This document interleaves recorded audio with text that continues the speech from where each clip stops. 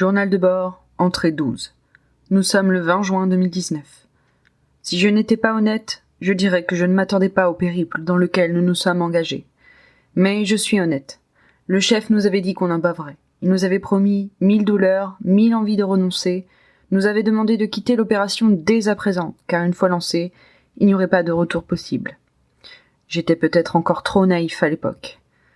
Aujourd'hui, j'avance à coups de machette et mon avant-bras n'est qu'une douleur sourde qui m'oblige à développer des talents d'ambidextrie. J'essaie de me distraire en inventant des stratagèmes pour me sortir de ce guêpier, en faisant de cet enfer mon terrain de jeu.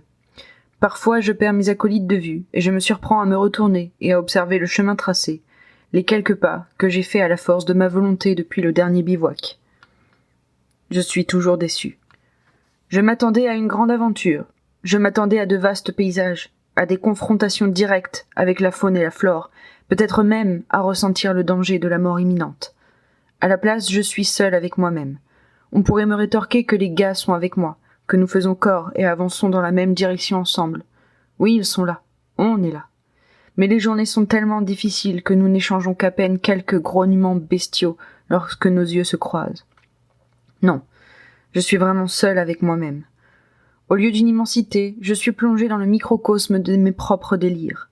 Parfois j'entends des voix qui sont issues de mon passé refoulé, ou peut-être de mon futur. Je ne sais pas. En tout cas, j'ai développé une capacité assez étonnante de me représenter des scènes sous mes paupières lourdes. Je suis devenu un peintre de l'esprit, là où mes bras sont devenus des machines sans huile. Ces scènes me font autant de mal que de bien. Parfois, elles me donnent une force insoupçonnée, et j'entaille 2 fois plus vite. J'avance avec une dignité retrouvée, comme revêtu d'une armure là où j'étais nu avant. Mais il m'arrive aussi que ces scènes me ralentissent. Je m'enfonce dans le fantasme de ces scènes qui se créent toutes seules, je les imagine réelles, et mon bras s'affaisse doucement. Je suis souvent tiré de mes rêveries par un camarade qui lance un grognement un peu exaspéré dans ma direction.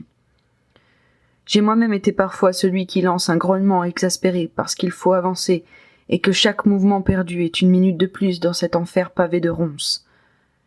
Il est tard et nous bivouaquons. L'effort est terminé pour aujourd'hui.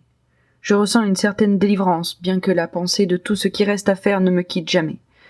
Je crois que je ne me reposerai que lorsque je serai venu à bout de ces lianes, ou elle, de moi. Entre nous, quelqu'un doit gagner cette lutte incessante.